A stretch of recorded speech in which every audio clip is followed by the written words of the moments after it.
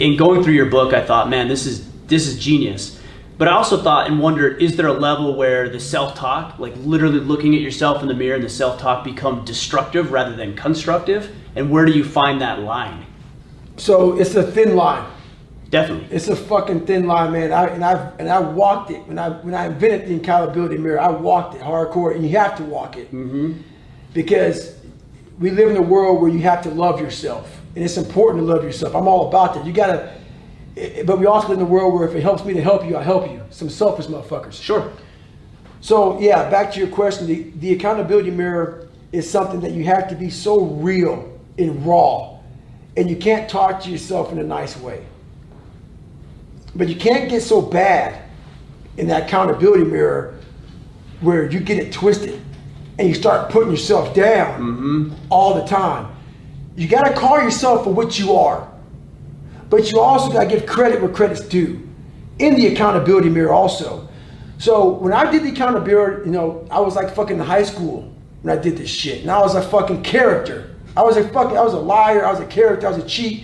It took several years to get out of that, man. I didn't know, and I hate to put ignorance on something, but when you're trying to literally invent a man out of nothing, you have a whole bunch of shit to go through, man. Yeah. And I had a whole bunch of shit to go through. It took a lot of years. But I also think, from my perspective, just to interject here, is like, you talk about cheating, for example, right, in school, and I think, yeah, it's cheating, no doubt. But it's also doing what needs to be done in order to achieve an objective. I was a survivor, my friend. And that's what I'm talking about. Now, is there a better way to handle it? Yeah, probably, maybe. But at the end of the day, you got to get it done. I was the epitome of getting it done. I wasn't proud of how I got it done. I wanted to be proud of it. I wanted to earn.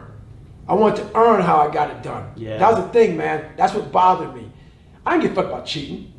I still don't give a fuck. If there was a test going on, but the thing about it is now I'm happy that it bothers me. Now I'm like, motherfucker, you should know that shit.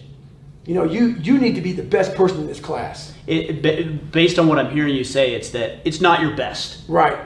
It's not my best at all. So back to the accountability mirror, you have to call yourself out for what you are. And at that time, I called myself out. But you also have to be careful for a lot of people getting this mentality of, we live in a world a lot of times now where people don't believe they're good enough ever.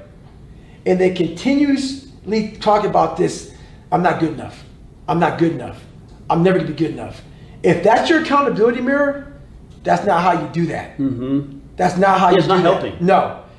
Call yourself out for who you are at that time. Be real with yourself, be honest. And then start to fix that. And change, so the most important conversation is one you have with yourself. You have to change that conversation. If you're a negative person and all you talk about is, I'm not good enough here, that person, that's not how that works. That accountability mirror has two sides to it. You call yourself out and you also start to have these small victories. The small victories, don't have this big grandiose, like I want to be a Navy SEAL. Trust me, man, don't do what I did. I had very limited time to do what I did. So my accountability mirror became huge and grandiose. It's too much for the brain to comprehend. The brain can comprehend, if I had to lose 106 pounds in less than 3 months, which I did, that's too much. You quit doing that. I quit 100 times during the process. Just fucking look at it. If your goal is 106 pounds, be happy when you lose a fucking pound. Progress is always about moving forward, not moving back, not staying stagnant, moving forward, even if it's one small step at a time. I've been stretching out now for almost 6 years. I take all these steps back, but I see that I'm going forward. My body's trying to go forward. I've been patient and patient. Now it's 2019. I've been doing this for almost 6 years.